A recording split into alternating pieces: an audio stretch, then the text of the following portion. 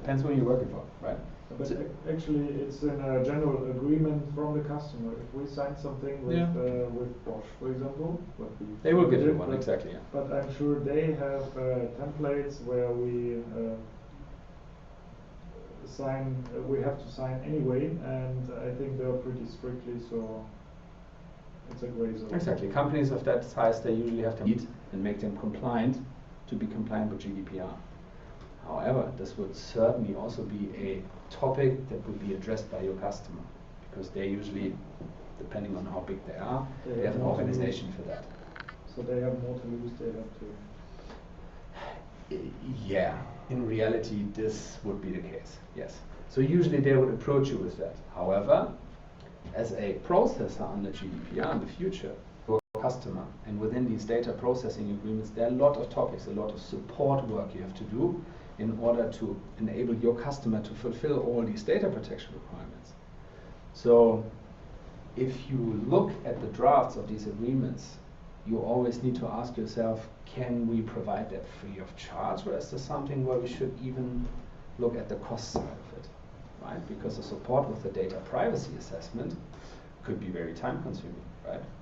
So always keep the commercial implications of all that in mind once you look at data processing agreements. That certainly makes sense. As I remember, there was a kind of, I think it's at Salesforce,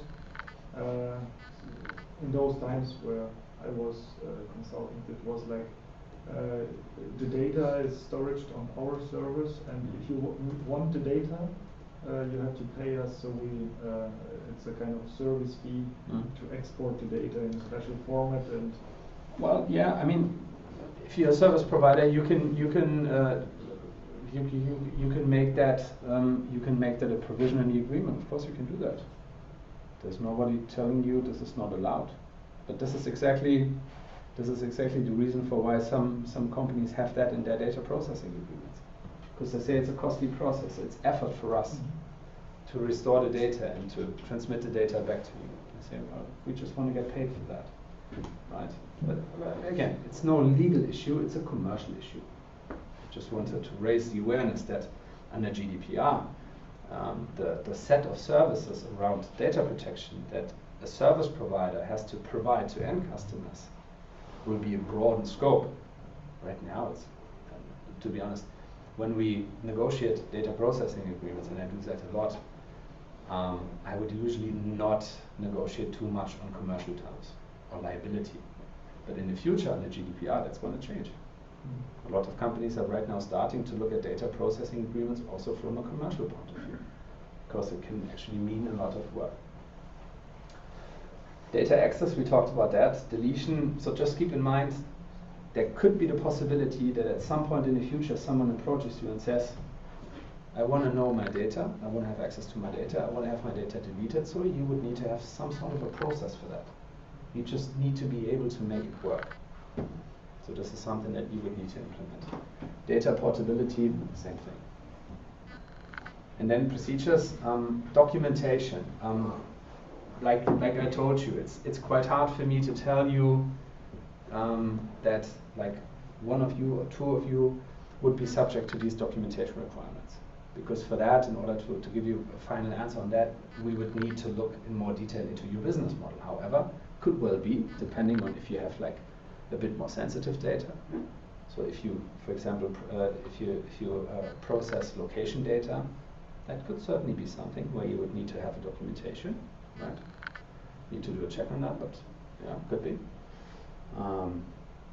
So keep that in mind. This is like a key requirement under GDPR. Privacy impact assessment, that's the same thing, and privacy incident response, that's also a thing.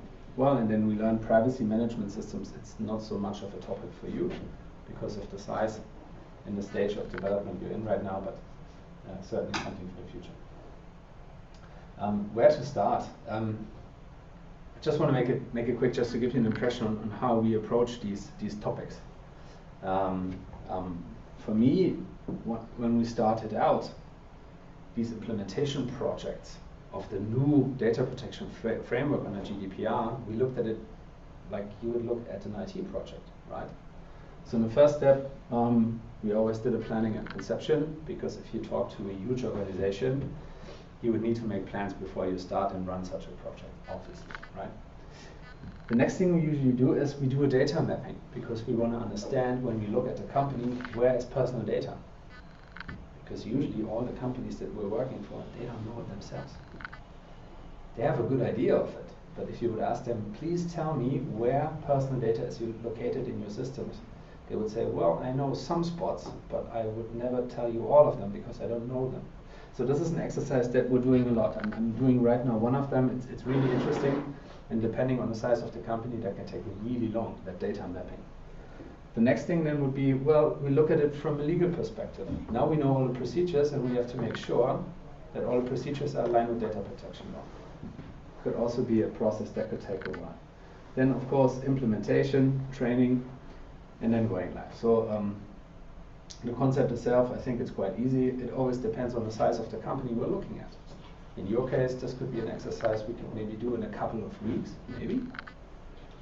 If you look at a company like a Daimler or another OEM, this could be something that you would need a year or more for that, right? And the challenges, they're always the same. So most companies I experience, that's the hardest part, to getting started, because they're all always circling around the problem. They say, well, there's data protection law, but how do we get started? Who's responsible? So this is usually a topic, collecting relevant information. This is usually hard in these projects, and setting priorities. But this is something for the larger companies. So again, just to wrap that up, data protection and GDPR. Just keep in mind, even if it's not your companies in your size that are the main targets of GDPR, it's a topic for you. It's not like you are out of scope of it. And your customers will ask for that. They will ask for it. They do now, and they will even more ask for it in the future. So this is going to be just a key issue. Under GDPR, the new legal framework, the process requirements are usually the crucial topics. The rest, I think you can handle. The process, this is the major thing. And then I would say involve your data protection officer. But as to the size of your companies, I would say at least some of you might not even need one, so that's good for now, but keep that in mind. And if you want to get GDPR compliant by May 2018, well, a year can pass by really quick. So let's just take that with us. IT security, is that a topic that is interesting for you even? I don't know. We can, if you want to, we can run through really quickly. I don't want to go into much detail, but I think it could be quite interesting for you just to get a better impression on how this works. So usually in the past, IT security was a topic that was in a certain business sectors a huge topic, like automotive industry. Then you had like best practice standards, you had certifications, but there was no real law on IT security. So this changed, right? The situation is quite different right now. I come to that in a second. This is how it usually worked before. So if you had an IT incident before, you had the classical liability topics of the management, right? Compliance, basically. How does it work right now? You have a legal framework, IT security in Germany, so that's on a national level, and you have on EU level, you have a framework. So first, I don't know, any one of you knows BSI, Bundesamt für Sicherheit in der Informationstechnologie? BSI is in Berlin or Bonn? I can't even tell you right now. That's bad. No, I'll look it up for you. And so there's a BSI law. Basically what they do, they take care of information security, also for the private sector in Germany.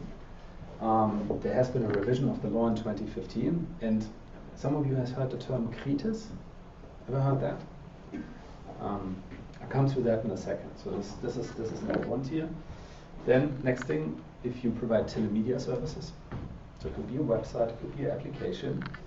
This is the scope you're running. Telemedia Gesetz, Telemedia Gesetz, right? Then you have data protection law, this is that tier. And then on EU level, you have the so-called NES directive. I'll come to that in a second, what that is. and then again you have EU data protection. This is how that legal framework would actually look like. Like in the middle, you have a very small group of companies, and they're the companies subject to the CRITES topics.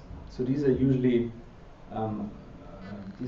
companies that are, for example, in the energy sector.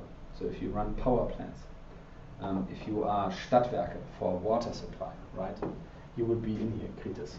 There are a few more like sectors in that CRITES scheme. And they are subject to rather strict IT security rules. They have certain reporting obligations to BSI, to Bundesnetz Informationstechnologie, inside and outside of security incidents. So basically, what BSI wanted to make sure by introducing that law is that once there is an IT security incident within these critical infrastructures, this is what CRITES actually refers to, critical infrastructures. They want to be aware of that and want to support the companies in order to prevent more damage to happen. So this is the basic idea behind it, right? Well, and then as a framework along everything, you have this directive. Again, CRITES, what does it mean? To be really quick, does that somehow concern you? Right now, it certainly does not, right? Like I just said. It's usually targeted at operators in the field of telecommunications and information technology only to some extent. Usually not the services that you are providing. Energy, water, food. So these are like the CRITES areas right now where certain additional requirements will apply. But now comes, there are already new rules scheduled. Transport and transportation, health, financial and insurance sectors. Transport, this now has been introduced. There has been a new draft for that. It's not focusing on automated cars and on car transport. It's more focusing on airports, railway, so that sort of transport. But, and this is really important, you can see here operators of digital services, even addressing small businesses. So this is going to come somewhere in the next years. So they're going to be harder and stricter IT security rules than there are right now in the law. And they would then certainly apply to your business as well. And there will certainly, and this is something that I'm quite sure of, there will certainly be stricter IT security rules also for the entire connected car, connected vehicle market. Why? Because obviously looking at it, it's a critical infrastructure. Because let's assume in, I don't know, 2025 or 27, cars out there are connected. If there's like a hacking thing going on, if there's a security incident, this is obviously a huge topic. So connected cars could also well be a critical infrastructure. So we would assume that in the future there are going to be certain specific rules on IT security just for that particular industry. Like I said, it's a set of minimum standards for IT security. Also, different industries, like for example, energy industry, they're already developing certain industry standards, and then they're checking them with BSI. And, so it's important for them to like have a collaborative standpoint there. Well, that's basically it. What do you have to do right now? The one thing I already told you about. Your customers are going to ask for security concepts. So maybe then once you start to talk to, I don't know, Daimler or some other OEM or some other supplier, you should take that as a chance to set up your standard concept. Usually it's not like it's a huge booklet or something, it's a couple of pages long. If you want to, we can even provide you a standard model for that, how that usually looks like the topics you would have to cover in there. So there are sample documents for that. But this is something that you should certainly think about having in your drawer. Why? Because your customers are going to ask for it. If you run mobile apps, if you run websites, there are basic security topics that need to be addressed. Well, encryption obviously is one thing. DDoS, but these are standard topics. So if you have like let's say a solid state of IT security measures in your services, then these shouldn't be so much of a problem What can happen to you right now if you breach them? Well, like I told you, data protection law, 300,000 euros. But for example, like the fines we saw in the last years, they would usually somewhere between like 10,000 euros, 5,000 euros, maybe 20, maybe 30. So that's quite a high figure. That's not the standard. Please. How about, do they start directly with fines, or is there just a mention first time? Please change it or something, and then it's still. So how it usually works, and that's really interesting, because I did an event a couple of weeks ago with one guy from the Hessen data protection authorities, and I gave my speech first, and then I like really emphasized on GDPR, 20 million, so raising awareness, and then he stood up and said, well, yeah, we spoke about that 20 million fines. To be honest, I will never award any fine. Why? Because it's a hard job for me to award a fine. So that was the authority guy, right? Because he said, well, then I have to document it, I have to look in the law, how am I going to do that? He said, I do something that is much more painful to you than any fine. I will ask you for your documentation. The documentations we spoke about, right? And then he said, well, depending on how much I like you, I give you 1, 2, 3, or 4 weeks to provide it to me, right? So this is usually what they want to do, what they will do in the first step. They will come to you and they will ask for information. And this will be really painful for you, because he said, well, if you look at GDPR and the documentation requirements, he said it would be hard to imagine one company out there that has really a very proper documentation. So he will always find something that's not right. So coming back to your question, no. Awarding a monetary fine will certainly not be the first step. I think in many cases they will not even award a fine. Usually, let's say for example last year, the Hamburg authorities, they awarded to 3 companies fines amounting to I think 10,000 euros. What has happened? There were 3 companies, it was all about that safe harbor thing. I don't know if you heard about that safe harbor decision from the ECG. So if you transfer data to the United States, well, let's say you have personal data, you process them in Europe, and once you transfer them to another entity outside the European Union, you have to have certain safeguards in place. You can do that either by having, we call them standard contractual clauses. It's a very particular set of data processing agreements in order to make sure that the data protection level at the receiving entity outside the EU is quite high, or is comparable to the European standards. For the United States, there was an agreement between the European Union and the United States saying, well, if there's a company in the United States receiving European personal data, and they have certified under a certain scheme, then that's okay. So basically, in short, that's what that agreement says. And that was safe harbor. And that was in place for 15 years, I think 15 years. And then last year, 2 years ago, the ECG ruled that that scheme was not in line with the law. And so like from one to the other day, it was just gone, right? By then, the companies that based data transfer on that particular agreement, that safe harbor thing, safe harbor was gone because ECG, European Court of Justice, said, well, it's not valid anymore. Companies had to think of other solutions. And there were 3 companies in the Hamburg area that just didn't do anything, right? So for a long period, they just didn't do anything. And this is when then the authorities came in and said, well, you didn't do anything for what, half a year now? So now we're awarding a monetary fine. But then they started with 10,000 euros, so right, still quite reasonable. So I think this usually is how the process goes, right? Well, data protection law, if you breach data protection law, it could always be a cause for competitors to go against you.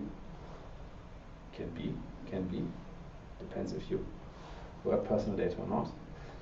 If you're working in the public sector, if you work for authorities, this could also be troubling for you, because this could mean that you could even be removed from future tenders. Could be. Not necessarily, but could be. Well, and obviously, you could be subject to a supplier regress. If you are a service provider and you're breaching data protection law, obviously your customer can go back to you and say, well, there's my damage, repay me, right? The NIS directive. The NIS directive is basically the same thing that we just talked about on a German level, just on a European level. The funny thing is that when in Germany they started to apply all these new IT security rules, in parallel the European Union did the same, so it was like sort of a parallel proceeding. The bad thing about it is that they're to some extent, they're quite similar, but only quite. So basically we have two rules in place covering the same thing, but they're a bit similar. Makes it a bit different for German companies, but basically I think all you have to keep in mind is that there is a legislative framework for IT security on a European level. It will be implemented into German law because there's a certain period for the German lawmakers to do that. So it's not applying directly right now. So you can be quite sure that the rules that have been set on a European level will be similar to those set on a German level, at least when they come into effect, which is going to be in 2018 and 2020, I think. So nothing to worry about for you. It's just to give you the impression there's like an overall European framework and a German framework. All right. Again, IT security. The fact I wanted to make you aware of is, first, there is a law on that, right? It's not only industry standards, it's not only certifications, there's a law on that. So it's good for you to know that. Observe IT security during your design process. It's a key topic, right? And if you're dealing with the automotive industry, more than ever, because this is something that all the automotives are looking out for right now. Also, this is something that I hear a lot, and it's really important. Your IT needs to be flexible. Why? Because these IT security topics, they will change over the next years, right? So your IT needs to be flexible enough in order to undergo these changes with the changing law. It's a very generic advice, right? But still, so this is to observe. Right? Talk to your data protection officer again. And again, start now. So, that was basically my input from data protection and IT security for now. This would be not a time where we come to questions of all sorts. So feel free to step out of IT security and data protection if you want to. Please. If I'm having a simulation software, and it is running on cloud, and for the simulation software it's very important the input data. So everyone who is using the simulation software will load up his data to my server, and then they will run an analysis with the simulation software on that server, and then maybe view the results. So how is this affecting me? That someone is putting data on. Who is that someone? Companies. Okay. And it could be that, like, if you think about a simulation software, it could be that someone, a student or also someone private, is going to use the software and then putting up data too. Well, so in a first step, from a data protection perspective, it should not be so much trouble. Why? Because once there's a customer using the software, because I would believe he needs to get an ID, like a username and password and all that kind of stuff. I think this is basically the personal data you're talking about, right? Yeah. Okay. So if that's the personal data we're talking about, you usually would say, well, I need the data in order to provide the service, right? Because I have to know my customer. But what about the data he's uploading? Yeah, this is not an interesting part.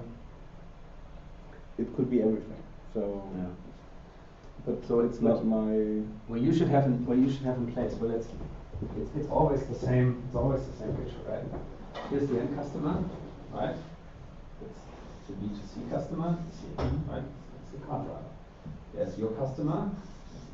Near you, right? You have a supplier, I don't know, call it, right? Meaning, here's the contract, right? Here's the B2C customer, here's your customer, you have a contract here. So, Your customer receives the data. Why? Because he's providing the services, depending on what he does, right? So let's say it's contract.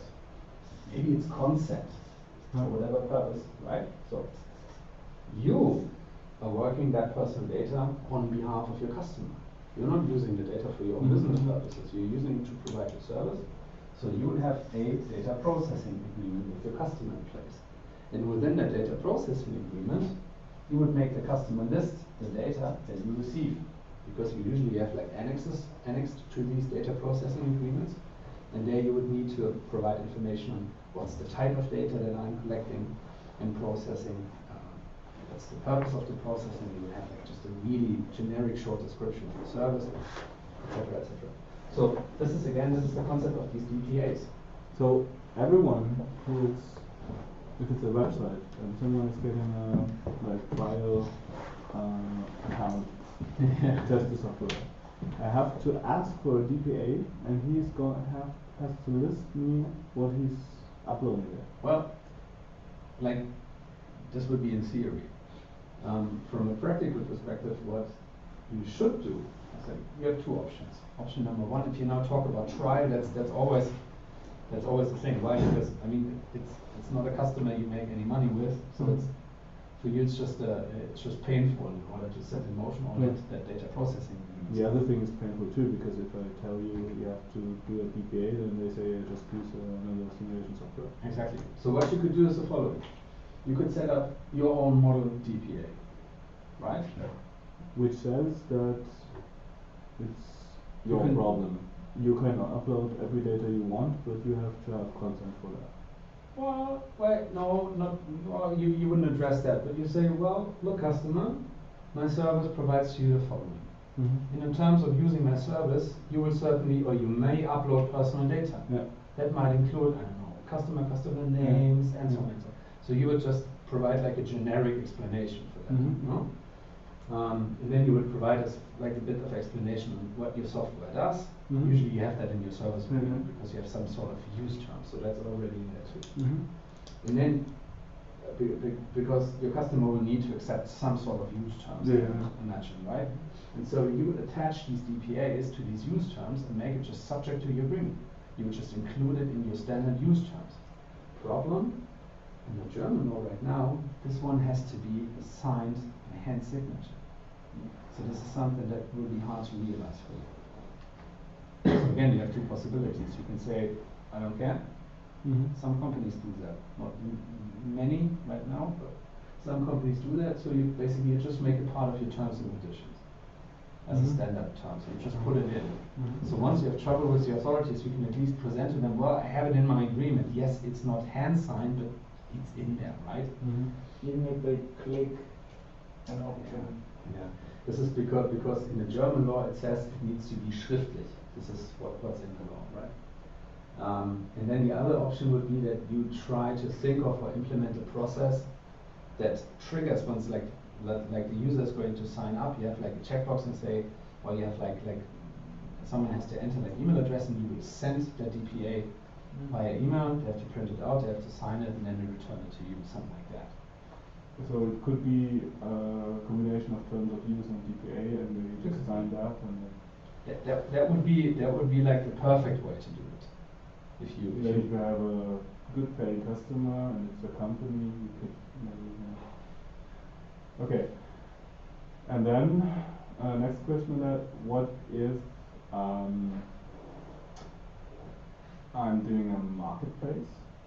So if you think of a simulation software like, for example, think of Excel. So it's a plain sheet. And there you could model something. So you say A plus B is this, and so on. And you could, so a third-party user, so someone who uses my software could like implement something on Excel, and then save it to a file, and then offer that file on my marketplace. And everyone who's using my software could buy that file and use it, or buy that file and data and use it. So how is this affecting me? Well, again, I would assume you have no idea what data is in the file, right? Yeah. Okay. That's supplier part. Isn't this a thing like it's in a forum? You have the Telemediengesetz. Yeah. If I don't know it, if I'm not,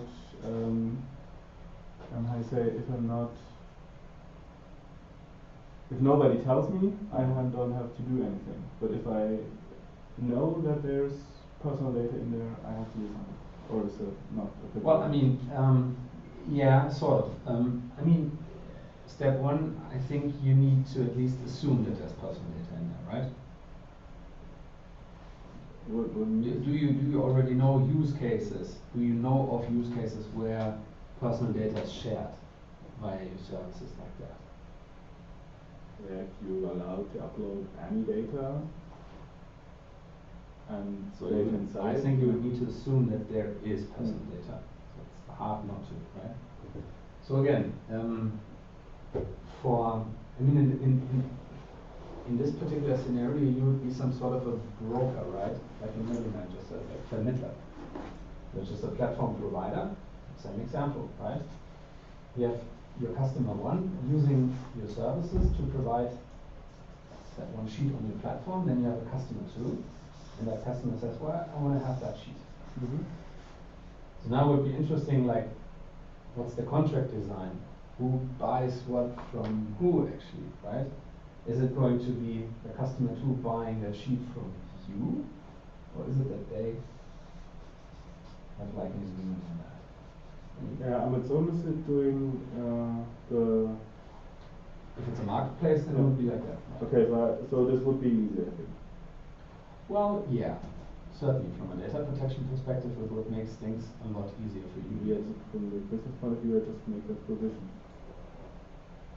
So on a marketplace, that you have to pay 20% to me from the. That is your For example, right? user, and you have to. Or for the listing, or however you design it, yes. Exactly.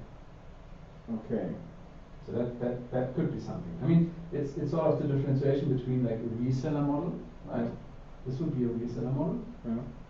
You buy it, you resell it in your own name, your own account. Right? So then I have to do. But in this case, you would be fully liable for everything in there. Right? Okay, then I do this, then I do a marketplace. Okay, So and then that's the same thing. If you don't, if it's a black box for you, Yeah. I would never go there. Right? Okay, So you and have no then idea what you're selling. What right? do I have to do when I'm on a marketplace? Yeah, makes more sense certainly. Still, depending on what data is in there, there could be to some extent screening obligations for you. I don't know, do you have any idea what sort of data could be in there? Is it like targeted at certain sectors or business groups or? No, it's like a general simulation software. For example, if you can model markets and simulate markets. And if you do that, you could, if you model the electric car market, you could use data from charging stations. So on what time of the day someone is charging. And then this could be a charging station in a certain area. And then you might maybe say, yeah, I know these people could use that charging station because there's only one guy living there having an electric car. Yeah, which would make it then personal data. Well, again, what you would do in the first step, you would then provide you're the service provider here, right? So you have a legal framework you have to take care of. That's, like you said, Telemediengesetz, right? Because you're offering that platform, right?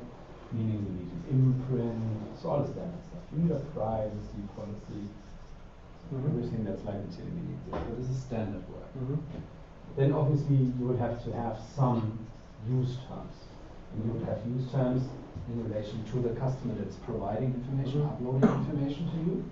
Well, I mean, it's not only uploading information, it's a two-sided thing, right? It's you providing the service, it's the customer then creating a file, and then uploading services. You would actually differentiate. You have like your service, this is part one of your service agreement, and then you have part two, that's the GDPR, which is then, let's call it the listing, right?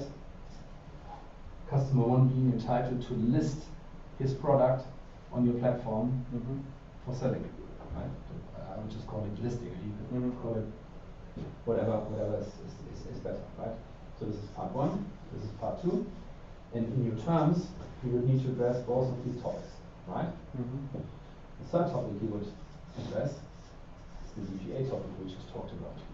What you would now do is, because it's a black box, and actually you do not want to know what's in there. It's the same like Amazon. They have no idea what sort of data you're hosting on their platform. Besides that, AWS, it's no marketplace like you are just describing. It's just a plain hosting environment. No, I'm talking about if you're selling something on Amazon as Amazon. Exactly, yeah. It's not AWS, it's Amazon. Right?